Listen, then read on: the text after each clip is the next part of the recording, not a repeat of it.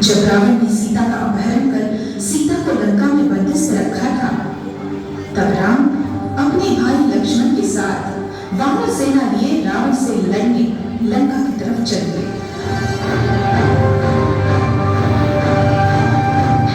राम और रावण की सेना में घनघोर युद्ध हुआ। रावण की सेना के कुछ कुशल योद्धा युद्ध में मारे गए। ये देखकर रावण खुद युद्ध भूमि पर आ पहुंचा। रावण एक शूर योद्धा था। उसकी कमान से निकले हुए हर तीर ने राम के एक एक सैनिक को मार दिया। और ऐसे में रावण की नजर युद्ध भूमि पर वीरता से लड़ने वाले लक्ष्मण पर पड़ी। रावण ने तेजी से एक अदम्य अस्त्र लक्ष्मण की तरफ फेंका। उसका निशाना लगा तो लक्ष्मण के ठीक हृदय के पास। लक्ष्मण मूर्छित होकर युद्ध भूमि पर गिर गए। राम ने सेना को आदेश दिया, वे अब रावण की तरफ बढ़े। दो काबिल योद्धाओं में भयंकर लड़ाई हुई। राम ने रावण पर तीर बरसाए। रावण शक्तिशाली था, किंतु राम की ताकत का सामना न कर पाया। राम के आवेश को देख उसने अपने रथ को घुमाया और वापस महल की तरफ ले गया। रावण के युद्ध भूमि से चले जाते ही राम लक्ष्मण की तरफ गए।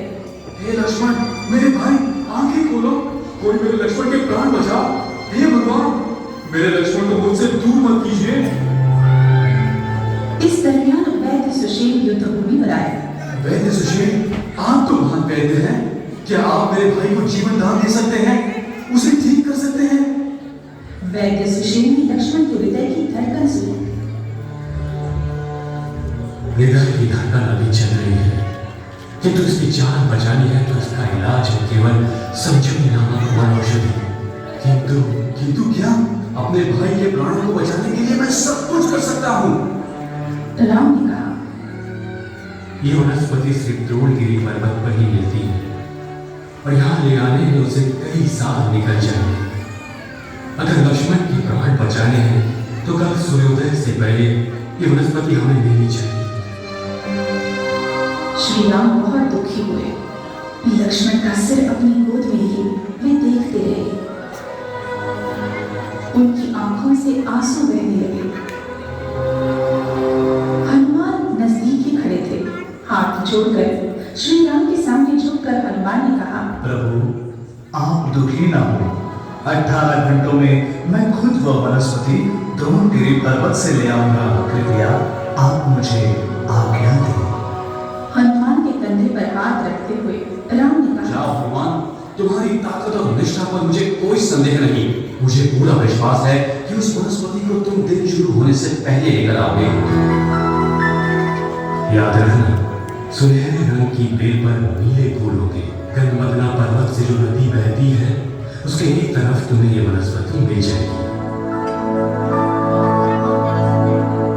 हाथ जोड़कर श्री राम से आशीर्वाद लेकर आंखें बंद कर हनुमान खड़े हो गए। उनके ऐसा करते ही उनका कद बढ़ने लगा। वे ऊंचे और ऊंचे होते गए जब तक कि एक पर्वत की ऊंचाई को छू जाए। उन्होंने एक छलांग लगाई और अब वे पर्वत की तरफ उड़ने लगे। हनुमान को दूसरी चिंता सताने लगी। द्रोणगिरी पर्वत पर सूर्योदय से पहले मैं कैसे पहुंच पाऊंगा? ओहो, सूरज निकलने ही वाला है। मैं ऐसा नहीं होने दूंगा। इस तरह लक्ष्मण को निष्प्राण नहीं देख सकता। हनुमान ने आंखें बंद करके हाथ जोड़े। वे और ऊंचे होने लगे। हे सूर्यदेव, श्री राम के भाई लक्ष्मण युद्ध में घायल हुए हैं। सूर्योदय से पहले अगर मैं संजीवनी वनस्पति ले गया तो ही वे बच सकेंगे। मुझे पहले ही विलंब हुआ है। आपसे विनती है कि जब तक मैं वनस्पति लेकर लौट ना आऊं, आप कृपया आसमान में ना आए। सूर्यदेव अपने क्रोध को रोक न पाए। अपने वक्त से पहले तक जाऊं? आज तक ऐसी मूर्खता की बात मैंने कभी नहीं सुनी। दुनिया तहस नहस हो जाएगी अगर मेरा उदय और अस्त सही समय पर ना हुआ तो। जाओ हनुमान, नाहक समय नष्ट मत करो। देख नहीं सकते, सारी दुनिया मेरे आने का इंतजार कर रही है। एक नए दिन का इंतजार कर रही है। हनुमान को अनदेखा करके सूर्यदेव आगे बढ़े। हनुमान सोच में पड़ गए। फिर उन्होंने एक बात सोची। वे सूर्यदेव के नजदीक जाकर उनके कान में कुछ फुसफुसाए। सूर्यदेव ने कुतूहल जागा। ये तुम क्या फुसफुसा रहे हो हनुमान? मैं ठीक से तुम्हें सुन नहीं पा रहा हूँ। जल्दी करो, मुझे देर हो रही है। हनुमान फिर भी फुसफुसाते ही रहे। सूर्यदेव उनकी बात सुनने के लिए उनकी तरफ झुकते रहे। हनुमान धीरे और धीमी बातें करने लगे और सूर्यदेव उनके काफी नजदीक आते रहे। जब वे उनके बहुत समीप आए तब हनुमान ने उन्हें लपक कर हाथों में पकड़ लिया और अपने बगल में छुपा लिया। सूर्यदेव झटपटाए। हनुमान, छोड़ दो मुझे, तुम ऐसा नहीं कर सकते। कोई ताकत सूर्य के उदय को नहीं रोक सकती। मुझे जाने दो, अभी इसी वक्त। हनुमान माफी मांगने लगे। मुझे माफ करना देव, किंतु मैं लक्ष्मण के प्राण जाते नहीं देख सकता। आप आराम से रहिए, वनस्पति मिलते ही मैं आपको मुक्त कर दूंगा। और इस तरह सूर्यदेव को अपने बगल में रखे हनुमान द्रोणगिरी पर्वत की तरफ उड़ने लगे।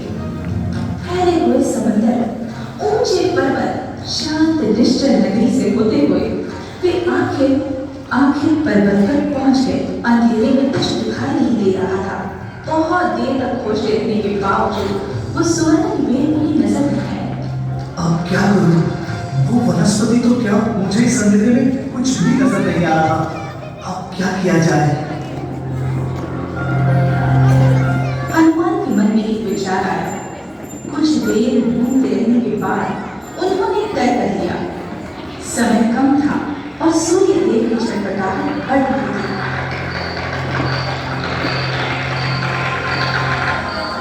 सोचता हूँ यह पूरा पर्वत ही मैं सुषेण के पास ले जाता हूँ, वही इस वनस्पति को ढूंढ लेंगे। अपने इस विचार से आनंदित होकर हनुमान ने उस पर्वत को जमीन से उठाया और कंधे पर ले लिया।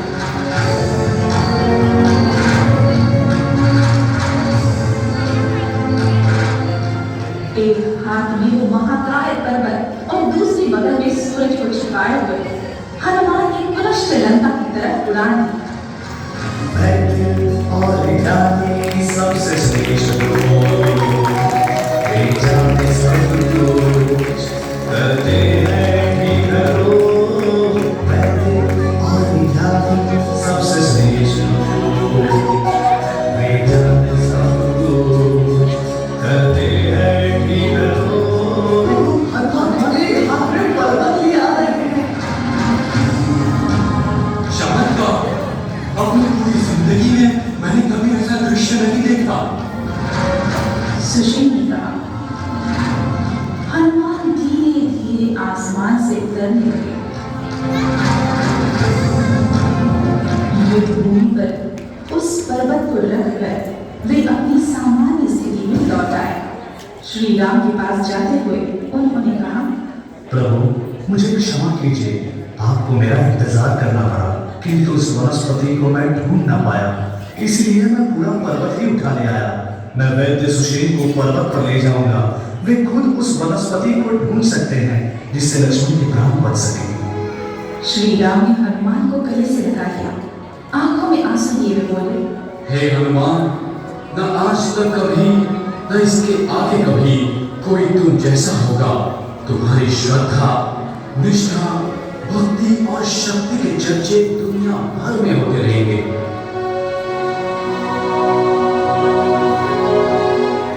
हनुमान ने सुषेण को पर्वत पर ले गए। वो रही वहां, मुझे वो वहां दिखाई दे रही है।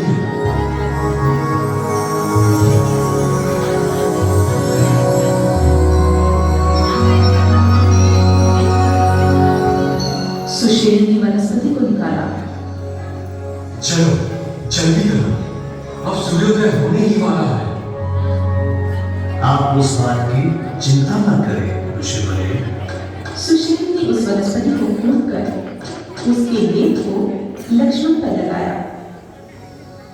उसके ऐसे करते ही लक्ष्मण ने हलचल की और आंखें खोली।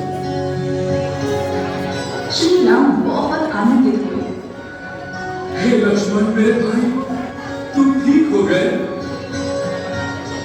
धीरे धीरे बैठते हुए लक्ष्मण श्री राम से मिल गए। सभी खुश हो। भगवान श्री राम की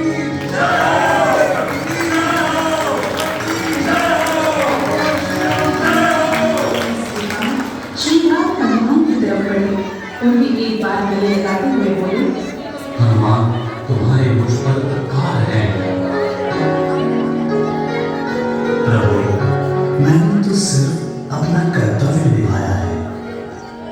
हनुमान की किंतु ये तुम्हारी बाजू में चमकीली वस्तु क्या है? हनुमान अब भी अपनी बगल में सूर्यदेव को जकड़े हुए थे। ओह, मैं तो भूल ही गया। इस आनंद में मैं सूर्यदेव को भूल गया। रास्ते में मुझे कुछ देर हुई और सूर्यदेव ने मेरी एक ना सुनी। तो फिर इसलिए मैंने उन्हें वनस्पति मिलने तक और लक्ष्मण को होश आने तक यूं ही जकड़े रखा। अब क्या हो गया है, मैं इन्हें मुक्त कर सकता हूँ। और हनुमान ने सूर्यदेव को मुक्त किया। सभी आश्चर्य से देखते रहे जब हनुमान की बाजुओं से निकलकर सूर्यदेव आसमान की तरफ बढ़ने लगे। राम के प्रति हनुमान की निष्ठा को देख वे भी नतमस्तक हो गए। पूरा सैन्य एक और नए दिन के लिए तैयार हो गया।